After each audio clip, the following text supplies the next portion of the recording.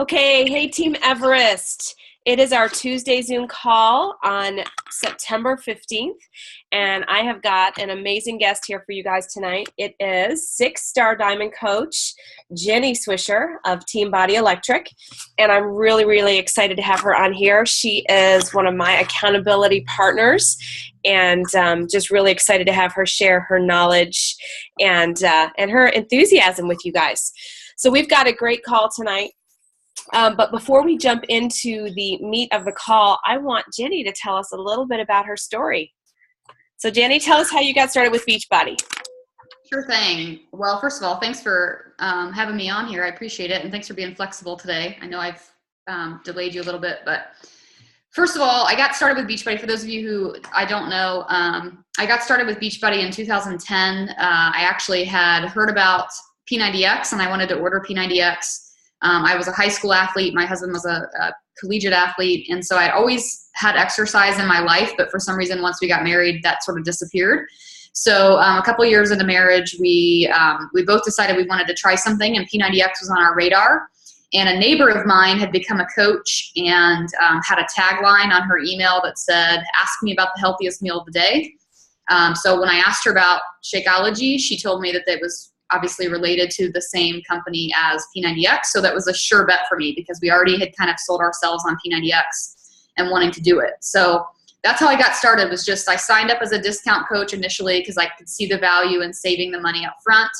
And Chris and I were both going to do the Shakeology, so we wanted to save as much as we could on that. So started as a discount coach. So that goes to say that you should never discount your discount coaches because sometimes they can turn into working coaches.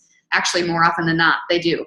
So, so I got started in 2010. We literally just sort of focused on our own fitness and nutrition for the first 6 to 8 months. I didn't really know what the business opportunity really meant. To me, it was just getting a discount and, selling P90X or Shakeology to friends and family. I literally didn't even realize in the beginning that Insanity and other programs were also in the Beachbody umbrella. So I literally had zero knowledge of what Beachbody really was outside of my own experience. And so it was about 8 months into being a discount coach when I was introduced to just a couple of other coaches in the area. My upline coach was not Julie Voris originally, it was someone else. And that particular person decided to back out of the business. And when she did, she introduced me to a lot of coaches in this area. So that's kind of how I got familiar with the business. I met I met Julie, I met some other coaches, and decided that if they can do it and they're happy doing it and they, are just getting healthier in the process, that it should be something that I pursue as well. So I started working the business. It wasn't until 2011 officially that I started working the business, and I kind of just dove into the best of my ability. My husband and I don't have kids, so it was literally just I would work my 9-to-5 job, any pockets during the day that I could fill with just learning about the business, I did, and slowly but surely was able to become a diamond coach. I became a diamond coach within a year, and then sort of sat there for a really long time. 2015 has been a really big year for me. It's a really big year for our team, and I equate that to personal growth. And I'm sure I'll probably bring that up later in the conversation today, but personal growth has played a huge role in my own development as a leader, and in my team, and for sure what I attribute my success to in 2015 for sure. So got started in 2010 as a discounter, started gradually working the business, and it wasn't until this year that I really just have completely dedicated everything to it, 100% focus, and really rock and roll with it. So Awesome. Definitely a great success story. Well, we're going to discuss tonight our team culture, what team culture is. So if you would describe to us in your words what you would say team culture is. Sure. What does that mean? Well, I'm really excited that you want me to talk about this topic because it's really important to me. And it's one of the things that when I have my weekly conversation with corporate, they tend to ask me like, okay, what is your secret sauce? Like, what is your, if you were going to speak on a national wake-up call, what would you speak about? And I always tell them it would have to be one of two things. It would have to either be personal growth or it would have to be team culture. So I'm excited that that's what we're talking about. I didn't really have much of a team culture. I mean, like I said, I was a coach for several years before that sort of idea even kind of entered the space. But when my Team Cup team in February formed, we made a great run. We ended up in 8th place overall back in February. And just through having like small 5-person Zoom calls, for that Team Cup, we really established a friendship that was deeper than, just random experiences on the team page. So by being a part of that Team Cup, we got to have, deeper relationships with each other, even just the 5 of us. And I think that having each other's backs to the extent that we did is what allowed other people on our team to want in on that. They saw our success in the Team Cup, but really had nothing to do with our success. It had more to do with how much fun we were having and, sort of the momentum that we were building. And so what we did was we just really worked after February ended. We really worked to just bring everybody else into that culture that we had created amongst the 5 of us. So I always tell people that team culture is something that people buy into, but it's also something that can just start with 2 people. But there has to be at least 2 people that buy into the same ideals. For a really long time, I thought that I was creating a great team culture on my team. I was posting every day in the team page. I was looping people in on what was going on and events. And, I thought that it was up to me. I'm kind of a type A personality. I'm a powerful choleric. So I like to be in control all the time. But when I finally was a part of that Team Cup team, and I really had to slow down myself as a leader to realize that there are other people that have amazing strengths that I don't have. And if I can utilize those strengths in some way, shape, or form to just create a more robust vibe for our team, then that means more people can connect to our team. So if it's just me as the face of the team and me as the only person posting and the only person providing insight, then there are going to be a large demographic of people who might not resonate with me.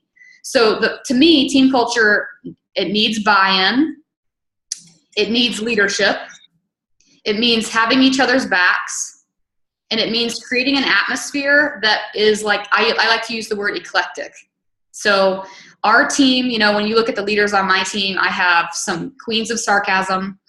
I have some stay-at-home moms who rock it in their, some of them are like really into this dub smash thing. I don't know if you guys have heard of it. I just have such a broad expanse of people and what they like to do, what they enjoy, and their personalities are so different that when you really just let yourself take a back seat or take a passenger seat and let everybody else kind of take the driver's seat on occasion, it creates an atmosphere where more people can connect. And I'm talking specifically about your coaches that you already have and potential coaches. So I know we're going to kind of dive into that a little bit, but for me, it was really about me realizing that I can't get anywhere. I can't get myself any further than diamond or maybe 1 star, with my husband. I can't get any further unless I have buy-in and unless I create a team of people who really want to go after things as a group and as friends. So does that answer the question? Yeah, definitely. I think you've kind of gotten into the next question too. Why is team culture so key to the success of each, of your team? But I think more so, I'd love for you to talk more about how it's important to the success of each individual coach. Sure. Because I think so often we look at ourselves as, we want to build our team and we jump off, and then all of a sudden we've got all these different entities and we don't realize where team culture can actually help each individual. So because I think your team's done a wonderful job of that. Yeah. And, I just had the fortune of having lunch today with Erica Buzzard, and we actually talked about this in depth as well. And so I can actually say this as having said that it's not just my experience, but it's also the experience of other, top coaches in Indiana that I've talked to too. I think there comes a point, for me, I had an aha moment. For me, it was realizing that I was frustrated sitting at 1 star diamond with just my husband as a star, realizing that I literally could not get any further unless I had people who would buy into my leadership. And so, of course, it was a matter of like me racking my brain, right? Like it was a matter of, constantly asking myself the question, well, why am I not further in this business? Why are there other people who are ahead of me? Why are there people, like, what am I not doing? And my aha moment came when my husband finally said to me, when are you going to stop worrying about what everybody else is doing? When are you going to stop worrying about what everybody else is doing and just start doing your own thing? And that's what I needed to hear. and I mean, I hope it's okay if I keep it like completely brutally honest here, because that's who I am. Absolutely. But I think that, I think a lot of coaches come into this business with an ego. And I don't think that that's a bad thing. I just think that, it's a little bit of who we attract. I think direct marketing attracts people who crave recognition. And I know that I was that person. When I was working my corporate job, I didn't have the recognition. I didn't have a boss who patted my back. I mean, she probably didn't even know if I was there each day and how long I was there. So I didn't have a lot of recognition, and that's what I crave. That's sort of my love language in the business. And so I think that that's normal for us to want to move ourselves forward in the business. We want the rank. We want to, excel ourselves so that we can really not only prove to everyone else, but also prove to ourselves that we're really as good as we think we are, because we have that ego going on. And so for me to hear it from my husband that he kind of had an outside perspective of telling me, you're doing a lot of talking about everybody else. Like, why are you talking about why other people are advancing and not you? This isn't who you are. Like, you shouldn't be worried about the competition, so to speak. And so I really had to just tell myself, I really, to be completely honest, I unfollowed a lot of other coaches because I really wanted to find out who I was. I really wanted to find out who I was. And I didn't want to see other successful coaches that I know in Indiana. I didn't want to see them succeeding and try to copy what they were doing. I wanted to figure out what was true to me. And the first step in that really was, create, I guess asking for buy-in. The way that I worded this to my team is I would oftentimes, bait a hook. You could say that. I'm trying to use an analogy. I would cast my reel out into my team page, and I would say, you know what, I'm just going to offer, a tip, or I'm going to offer something that I enjoy in this business, and I'm going to see if anybody takes the bait. And so I did that. Over and over and over again, on a daily basis, of just sort of like when we invite to challenge groups, we're always trying something different. We're always posting every day. The same thing happened for my team. I kept casting the reel, seeing if anybody would pick up on it. And eventually I had two coaches, Katie Kelly and Dawn Stevens, who were like, what is she talking about? I want to learn more. And so they started biting onto my hook. They started to engage in the team page. They started to like all of my posts in the team page. They started to ask questions. They started to make their own posts. So the team page then became not just me posting, but also them as well. They were really kind of becoming leaders in their own right. So I say all of that because I can tell you now that Katie and Dawn and several other of my diamonds that are now diamonds are now in a position where, yes, they can pursue their own team culture. But had they not bought into my team culture and my vision as a leader, I don't know if they would be where they are. And I say that with love, right? I say that they know that as well as I do. And I'm not saying it's because I'm amazing. That's not what my point is either. I'm saying that they literally saw, okay, there's somebody who's been in this business longer than me, who might know things different than I know. So they knew that they needed to buy into that, and they needed to hop on board with that, so that then someday when they have the credibility and the platform, they can do that with their own team.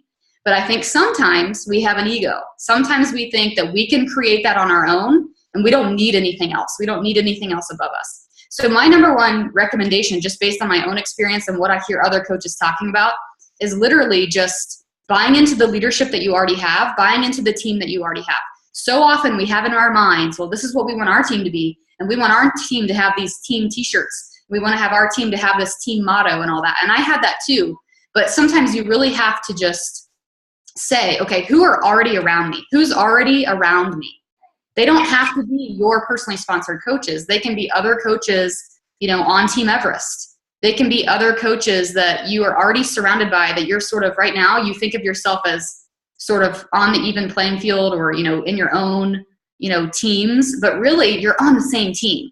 So you just have to find people that can buy into you. And sometimes that means within your own current team, you have to do things team-led or group-led within that, so as to build the credibility and build a solid rank that then you can go and kind of venture on your own with your own team culture. So I hope that makes sense. Today when I was talking to Erica, she talked about that as well. Obviously, she and Aaron have been tied closely together, from the get-go, but also they have their own brands. They have their own teams.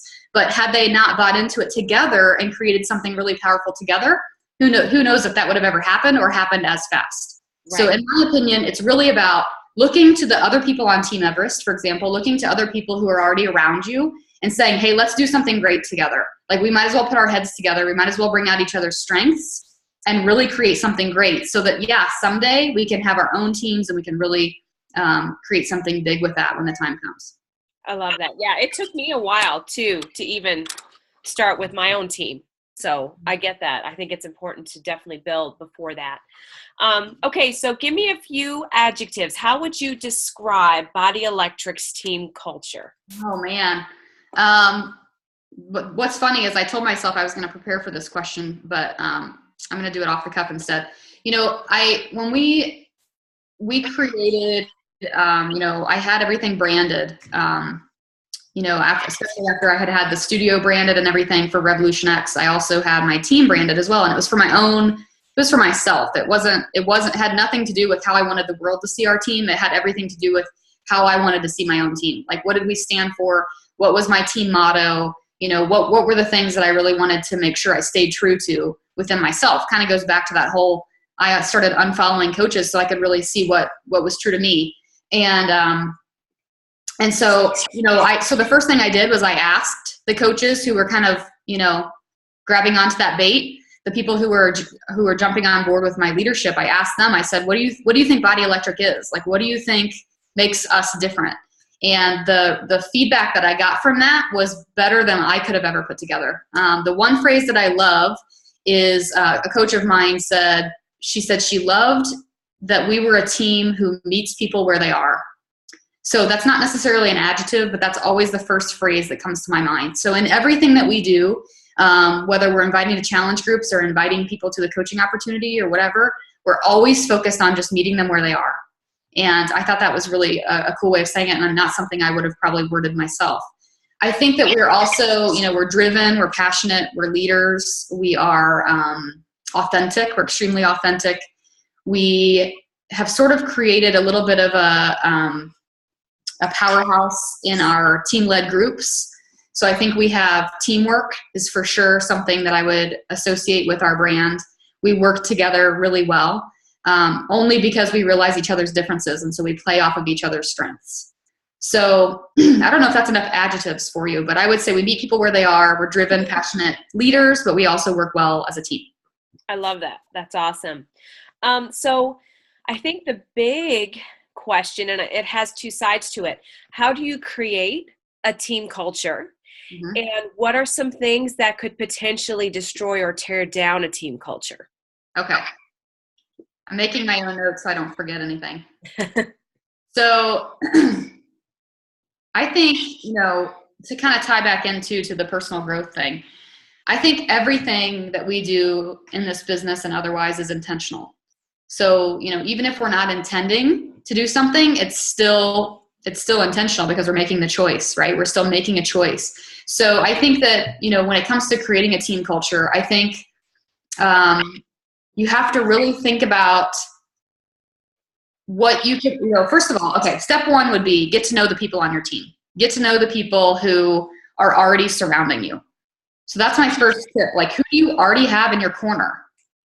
Okay. Once you know that, the second thing to do is to get together with those people.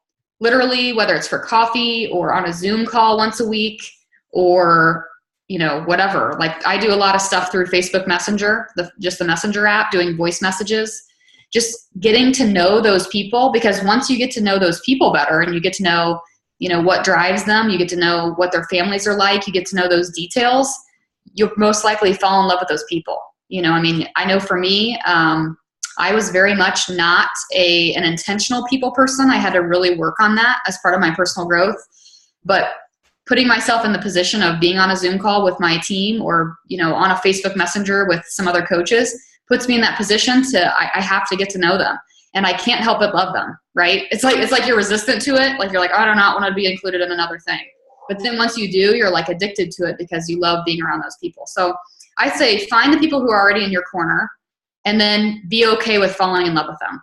Be okay with getting to know their strengths and their weaknesses and establish a relationship with them that allows you to be honest about that. Okay, once you know that, once you have the relationships built just within your own team, I mean, it sort of happens organically. It sort of happens naturally. But I think from there, you go about you set an intention as far as what you want to do as far as applying that to your business. So once you get to know somebody's strengths and once you know their weaknesses, you know how to balance each other out.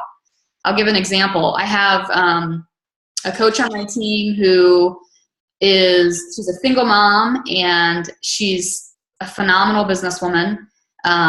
She is very, what's the popular sanguine? Is that right? Popular sanguine, like really loves to be around people, really bubbly, loves to do social activities. Like that's totally her thing. And I have another coach on my team who is like the complete opposite. She's a full-time attorney, very serious, very, no BS. This is my life, right? And she knows actually, I think she's memorized the policies and procedures from Beachbody. So, I mean, I'm talking like two totally opposite end of the spectrum people. Including both of them in a private message and letting them get to know each other, just putting them in front of each other, just facilitating that relationship has created a success partnership between the two of them that has exploded.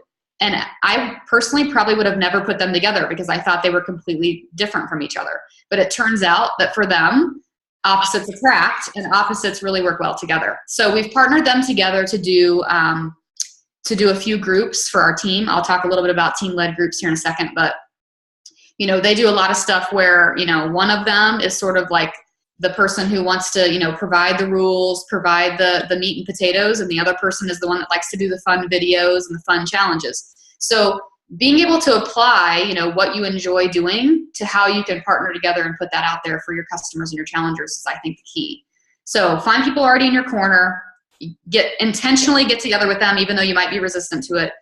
Be okay with falling in love with them and creating a relationship with them, and then figure out how you can work together in this business. Figure out what it is that you can offer people as a team. I love that. So I guess conversely, what would be some things that would tear down team culture? Yeah, the main thing that comes to mind really is it sounds basic, is just thinking that you can do this on your own. If you think you can do this on your own, it's going to be a really long, grueling, grinding process. I'm not saying that it's not possible. I'm just saying that I can tell you that my life is better because of the relationships that I have. And so just being willing to embrace those relationships and embrace the fact that, I hate to use the phrase rising tides lift all ships, but it's truly what comes to my mind. Like, if you're willing to work with other people, you're going to grow in the process. I mentioned at the beginning of this call that I'm very controlling. I'm very type A. I have always run all of my challenge groups. And if I haven't run all my challenge groups, I've been like in control of how my team leads the challenge groups. You know what I mean? Like I give them days to lead and I tell them the topic. Like it's almost, I can't believe they still want me as their leader. But, sometimes it's a little too controlling. And so I finally just decided, through working with Amy Snow and just through my own personal development, have just really tried to let go of that, have really tried to let them lead, empower your people. And they are coming up with things that are just phenomenal that I would have never been able to create on my own. So sometimes, depending on, who you are and your personality, sometimes it is a little bit of just letting go, like letting go and having trust in the fact that you need to be yourself and be around other people. So that, to me, the only thing that can really destruct team culture is a lack of teamwork attitude and just thinking that you can do it all on your own, thinking that, you're going to advance to 5-star diamond completely on your own or something like that. Love that. Awesome. Then on, I guess, looking at each individual, how can each person on a team contribute to team culture? What are some actual tasks or things they can do that contribute in a positive way to team culture? Yep. So the first, I think pretty much everybody probably has a team page. I'm sure you guys have like a Team Everest Facebook page. I mean, that's the easiest way, is just to start engaging if you're not already. And it doesn't just mean, to comment on something that somebody posts, but also to actually post yourself, like to actually take the initiative. I'm going to be honest with you. I used to think all the time. I used to think, why doesn't Julie ever ask me to share my insight on XYZ? Like I would ask myself that, and it has to do with that whole ego thing, right? Like I thought I knew a topic really well, and I was upset that no one ever asked me to share it. This was, and what I realized is I should just share it. I should just share it. So most likely you're watching this and you're thinking, this is something in my wheelhouse. Like maybe you have something that comes easy to you. Maybe I have a coach on my team who just shared something with us about how she uses whiteboards, and it was awesome. And I didn't ask her to do it. She just opted to do it. So sometimes you have to be okay with realizing that not everybody's always going to ask you for your opinion, and they're not always going to put you up on a pedestal. It goes along with that whole ego thing. If you decide to share what it is that you think you're good at, you will get that praise that you're looking for. And it's a great way to just share insight, to your team too. So I would say the first thing that's really easy is just whatever you think you have down pat, whatever you think is, in your wheelhouse, start sharing it. Share it on your team page. And I mean, your team, and also paying it upward to your other team too. But I think your team page, I think, obviously attending events is key. I think as far as like other actionable things that you can do, I think, there are lots of books out there. I'm going to recommend one of them to you. It's called, I think it's like the 17 Laws of Teamwork or something. I don't know how many laws it is. John Maxwell has like 1,000 laws, right. But it's something or other, laws of teamwork. And it talks in there a lot about how to work well with other people. And as entrepreneurs in this business, because that's what we are, we're entrepreneurs. As entrepreneurs in this business, we seem to have that mentality that we're supposed to do it all. And that if we have weaknesses, we're supposed to just improve on our own weaknesses. And I think that book does a phenomenal job of teaching you how to work well with others. Not all of us do. And I'm here to tell you that I didn't always used to work well with others. It's something that I've had to improve on. Yeah, even really successful people. They just, I know for me, I hated a lot of times working in groups, and I love people, but I would always feel like people got in my way. When I was in high school, I wanted to just do all the work myself, and be in control. And so I'm with you there. Sometimes it is hard to let go, but it is better to figure out who has strengths in your weakness, in your areas of weakness that you can build up around you. And then you can spend your time focusing on how to get better at what you're already good at, so that you can become great. So that's so true. So aside, we talked about on our team page, is there a way that we can display team culture, what we're all about as a team when we're not on our page, whether it's social media or in public? Yeah, I think so. And this is what excites me the most is, obviously team culture is like anything else. It's built from its foundation. So it's built from, when we talked about forming the relationships with the people around you, the people that you have in your corner, that's the foundation. So when you build that strong foundation and you have that strong, I'll call it friendship foundation with the other people on your team, then you can't help but share that with other people. And I actually was on a call last week with Arnold from corporate, and he said to me, you really should do a little bit more as far as like marketing yourself as a leader and, for the coaching opportunity. And I said, what do you mean? I post about the coaching opportunity all the time. And he said, yeah, but you're always inviting to your team. It's like always about the team. And I said, that's what it's about with me. Like you're not going to get a whole lot of me advertising, work, just me. It's not going to be all about me. So it's going to be about my team. And that's because I feel so confident that if I can just get somebody that I'm talking to about coaching to just experience my team page and experience the relationships that we've created, then I know they're a shoo-in. And I know that not only are they a shoo-in, but once they get into the business, they already have the right mindset to pursue the business. So, my best example of that, we do a lot of team-led challenge groups. So I'm going to talk to you about 3 different things. Number 1 is team-led challenge groups. Number 2 is sneak peeks. And number 3 is some form of business opportunity. Third-party tool is what I'll call it. So business opportunity, third-party tool. So you might have seen, if you follow me or any of my coaches on Facebook, you've probably seen where we do a lot of body electric team-led groups. And we do that, it kind of came about with a lot of different reasons in mind. One is I simply had way too many groups going on at one time, and I couldn't actively keep up with leading all of them in a way that really added true value. And I started to see that in myself. I started to see that I couldn't have 80 groups at one time or whatever and provide utmost value in each of them. So part of it for me was a little bit about delegation, and I totally support that. I totally think that that delegation needs to happen, but I also think it needs to happen in the form of empowerment. So it needs to happen in the form of newer coaches who have experienced a challenge group. It's the perfect way for them to start working the business, is to empower them to start leading those challenge groups. So what we do is we have team-led groups. We usually base them off of whatever the promotion is. So, we have a size group going this month that was based on last month's size challenge pack promotion. PIO is the one that we're doing this month. So we always have something focused around that promotion, and we lead it as a team. So we have a sign-up sheet that's very general.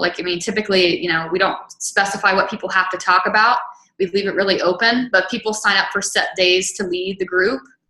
And it's just sort of an underlying tone or underlying understanding that your job is not just to lead post. It's not just to find a picture on Google and post it and check it off your list for the day. It's to find out how you can uniquely add value. So I think that's the misconception. I think sometimes people think, okay, yeah, we'll lead this as a group and that'd be awesome. And that way it's delegated and, I don't have to worry about it every day. But the truth of the matter is, at the end of the day, we're adding value to people. And all of us add value in different ways. It can be a silly video. It can be it could be an educational video. I have a coach on my team that likes to do recipes. She films herself making something. Whatever it is, find out what you want to do and you make it unique. Just make sure that you're giving it your best lead post every time you lead. What that does is it allows the people who are in the group and other coaches in the group, it allows both of them to see you for who you are. It allows them to see your personality. It's not just a Google stock image. It's not just a lead post for the day where people comment with their shake. It's something unique about you. So they're seeing a little bit of your personality or your fun side or whatever it is. So I think that's important. The second thing is sneak peeks. We used to do sneak peeks, as sort of secondary groups. We would create a group on Facebook and we would do, open house or sneak peek, whatever you want to call it, where people can just be added to that group for a week to get a feel for what coaching is. And to me, we used to do those and it was very staged. We would have, I would talk about the financial side of it on one day. We would have a webinar attached to it, whatever. It seemed very structured and formal. And it was fine and it worked fine. But what I realized is we already have this amazing team culture. We have these relationships that are being built on our team on a daily basis. We have high energy in our team page. Why not just add people into the team page for 3 days, let them see what we're all about and get a feel for it that way? And I understand that, if it would have been a year ago, I never would have done that because my team page was like crickets. I couldn't get anybody to interact. But if you can really invest and really, dedicate some energy toward creating positive energy and creating value in what you can offer into your team page, then it becomes addictive to be able to add people in there because they get addicted to seeing that positive energy. They don't want to leave. So we do sneak peeks through our team page. We also do team-led challenge groups. And the third thing that we do is we've put together a lot of third-party tools that talk about ourselves as a team. So that way, when we have new coaches that want to talk about the business opportunity or talk about coaching, they automatically have something they can refer to. So we did I asked my team, anybody who was willing, I asked them to email me a 1-minute clip of them telling me what coaching means to them. So this was not just something that my diamonds did. It was something that anybody on the team did. And so I got a total of 15 submissions. And all I did was just import all of them into iMovie, and I created a little, I edited it down to a testimonial video.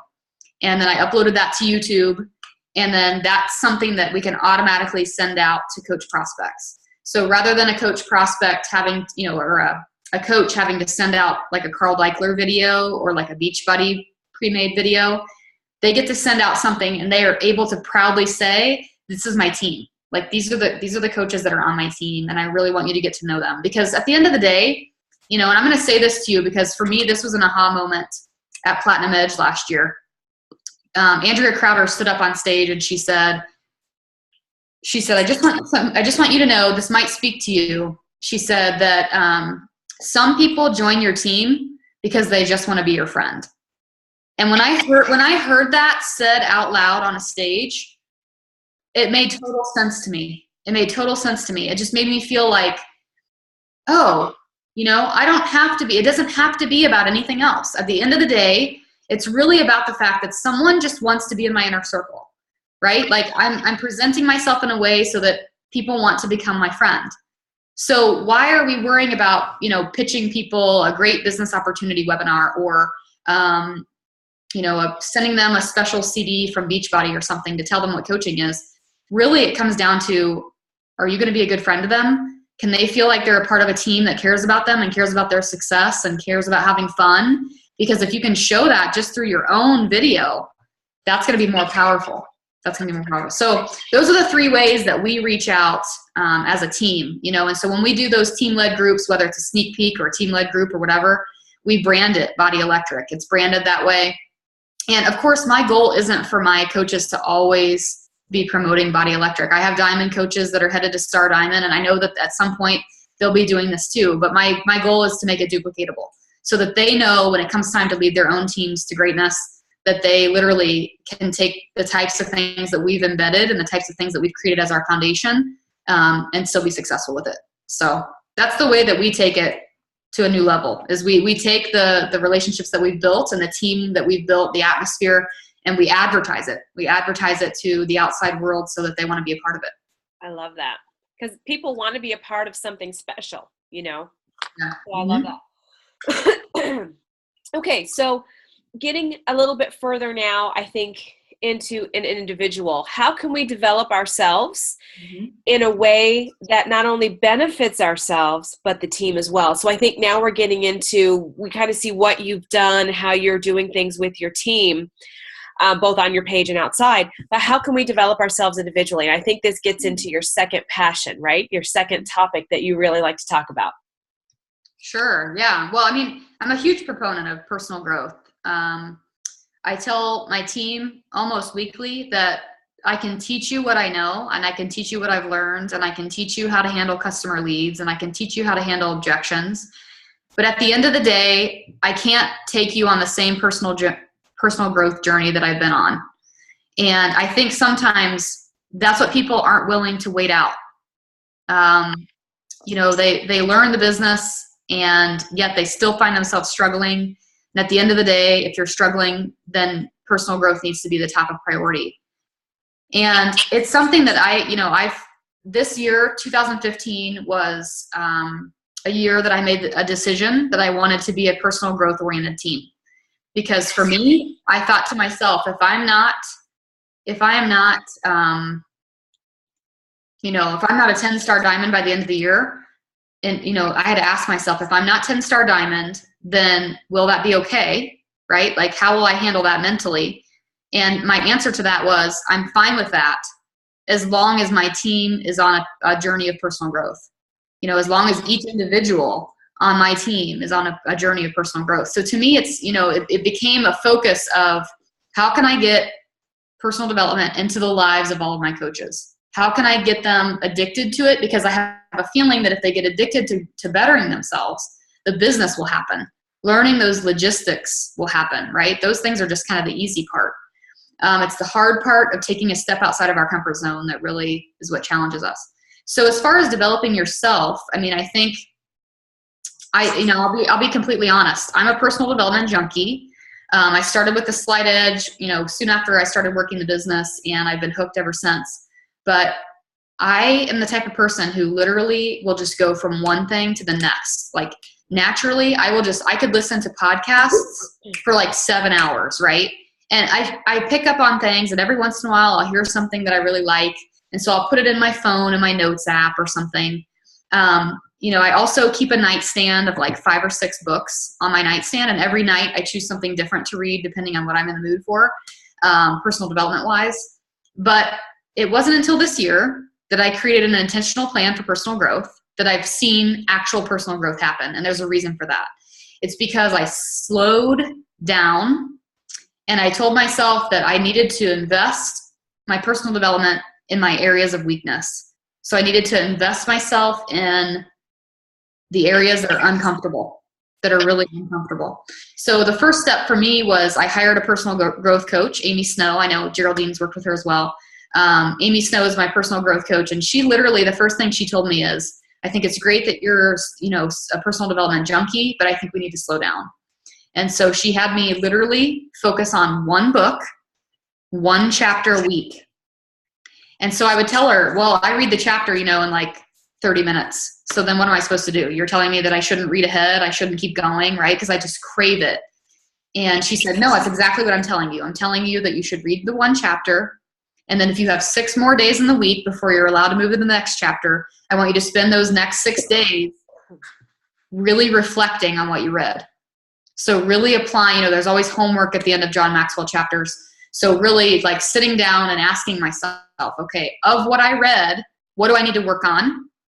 And not just what do I need to work on, but how do I need to work on it?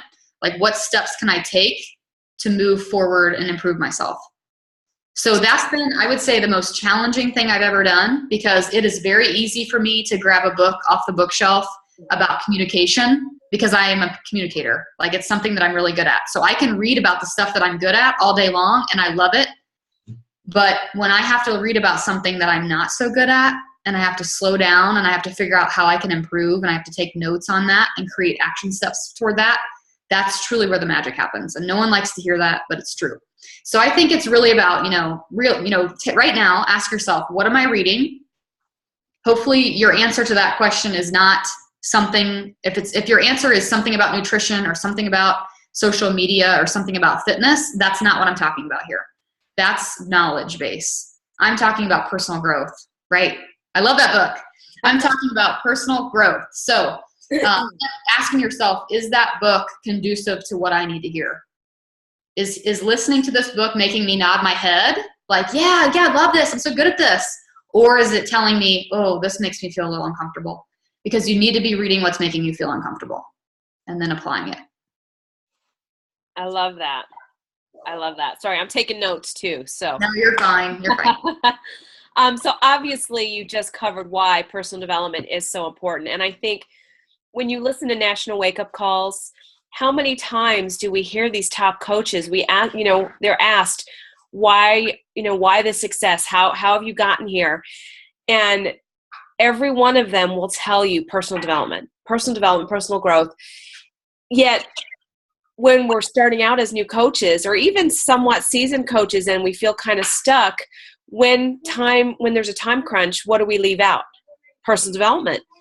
We'll get our shake, we'll get our workout in, we'll do our vitals, whatever, but then we forget personal development. And then when we come upon hard times and challenges and struggles, what's the first thing most people do? They quit. And it's because they haven't got that foundation of personal development, knowing you're going to go through the ups and downs, hence the entrepreneur roller coaster, right? Like I've printed out all of his homework and I'm doing exactly what you've talked about. I'm the same way. I could just eat up, and I do audiobooks mostly. And I have this in audio, but I bought the book and I'm underlining and I'm taking the time each morning at 5 a.m. to answer these questions and go through the worksheets. And I'm not doing the chapters as quickly. I'm slowing down, eating them bit by bit, and then thinking through it. So it's so important. And I think that's where people will see a lot of growth, is truly in their business, is when they start working on themselves, but the right stuff, not nutrition books. I mean, not that that's bad, right? Like I'm looking, Super Life. I did listen to the Super Life book by Darren O'Lean. Not that those things aren't important as a health coach. They are, but you can't substitute that for personal development. It's not the same thing. Absolutely. It's knowledge, but it's different. So I love that distinction. Okay, so as we sort of come to a close, what are your top 5 book recommendations, or your 5 must-reads for coaches? Well, it's kind of always changing, but I mean, do you want me to speak to like any level, like a beginner coach or anything in particular, or? Yeah, how about we maybe give 3 for like new coaches, and maybe 3 for some who I don't know, who maybe have been in the business a while, but maybe are frustrated. Okay. Maybe give us a couple different Sure. categories. I'll give you a few categories. Okay. So the way that I operate is my new coaches all get a copy of The Compound Effect by Darren Hardy. So that's how they start when they go through Coach Basics. And then when they hit Emerald rank, they receive the Entrepreneur Roller Coaster, which is what you just held up. Yep. Also by Darren Hardy. And then I guess I'm torn a little bit between, I like The Slight Edge by Jeff Olson for a beginning coach, just because it was the book that got me started. I also like The Magic of Thinking Big by David Schwartz. So those would be like my top 4 for new coaches. I think there are some great sort of undercover books. I don't know what you would call it, like books that aren't as popular that we talk about as coaches that I really like. Number 1 being Mindset by Carol Dweck. There's actually a really great podcast it's a podcast that I listen to called Inside Quest. For those of you guys who might eat Quest bars or who are obsessed with Quest bars like I am, Tom Bilyeu is the CEO of Inside Quest, and he does like weekly podcast interviews with popular famous people. So he interviewed Carol Dweck, and I think it's a phenomenal podcast to listen to, but it gives you kind of a little bit of an overview of what the book is like. But that particular book talks about how we have to be in the right frame of mind for anything that we do. So it's kind of like, we've always kind of thought that the beginning of personal development starts with intention, stating your intention and working toward that intention each day. Whereas Carol argues that we should actually have the right mindset before we create our intention. So it's a really cool theory. She talks a lot about how, kids in school, she's a researcher, so she talks about how kids in school are, never sort of forewarned of failures. Like failure is never talked about. And if failure was talked about, how we would be better prepared as a society to embrace them. So it's a really great, especially if you feel like you're in a position, if you're listening to this and you feel like you're in a position where you really struggle with being consistent, or you really struggle with, knowing what you want out of this opportunity, or whatever. Really, it's good for anyone. But I think Mindset by Carol Dweck is one of my favorites for coaches. Okay, so let's see what else. There's so many. I am a huge fan of the 21 Irrefutable Laws of Leadership by Maxwell. It's my favorite of his. He has another one called Everyone Communicates, Few Connect. That's really good. I'm trying to think of what I'm reading currently. I have a book on my nightstand. Well, we're doing a group right now for the Motivation Manifesto by Brendan Burchard. Oh my gosh, you asked me the wrong question because we could be on here forever. But I recently was asked to be an ambassador for Lewis Howes. He's coming to Indy, so here's my plug for that. He's coming to Indy on October 31st in the morning from 9 to noon. If you don't listen to him already, he has a phenomenal podcast called The School of Greatness, and his book comes out that week. Anybody that's attending the event gets a copy of the book too. So I'm actually reading an advanced copy of that book right now, and it will be a book that I give out to my new coaches as well. So it might, I don't know if it'll replace The Compound Effect, but it'll be for sure be one that I want to get out to my coaches, my working coaches. So that's what I can think of right now. There's so many that I love. I don't know. Well, we're doing this group. We're just started today, and I'm going to have them read Failing Forward. Mm-hmm. What do you think of that one? Have you read that one personally? I have, but it has been a while since I read it. Yeah. It's been a while since I read it, but I have. I love John Maxwell. He's one of my favorites. Him and Darren Hardy. Yeah. They could almost write anything, and I'd love it. But I think that's a good one too. So awesome. Well, I have written those down. So as we conclude here, first of all, thank you so much for your time, Jenny. I appreciate everything, and I know that the team will really get so much from everything you've said. So really, and I love to do this because even though you listen to all these national wake-up calls, and at the end they always say, how has being a Beachbody coach changed your life? So I just love that. I love hearing how it has affected different people. So how has Beachbody these past 5 years changed your life, or what has it meant to you? Yeah. Oh, wow. I mean, it's meant a lot to me. It's something that I never would have thought that I'd be doing this. I have an undergraduate degree in English writing and communications. So fitness and nutrition was never a part of my plan. Obviously it's allowed me to leave my corporate job. It's allowed me to pursue something that I'm passionate about. And it's not, I love my Shakeology and I love my fitness programs, but really what I'm most passionate about is the people. What I'm most passionate about is just building the relationships that I've been able to build. And so, our personal goal is for Chris to be able to leave full-time teaching next year. So we're hoping that this is his last year of teaching, which is huge. So I could sit here and I could tell you that, to me, this is what it means to me personally, that he would be able to be home with me and not have to work that full-time job. But really, I think of everything, the relationships that I've made have been by far the biggest sort of enhancer to my life. I say that because I've met people like Geraldine, because I've met other coaches who I would have not ever met otherwise, because I've been able to, recruit coaches to my team and build relationships with them that I never would have otherwise. I have coaches on my team that I went to high school with who, we might not have been in the same class.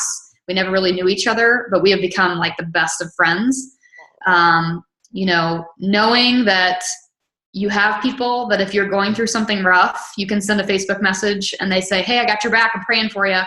Like having those types of relationships was not something that I had in my corporate job. And it was not something that I was intentionally seeking, nor was I seeking just bettering myself.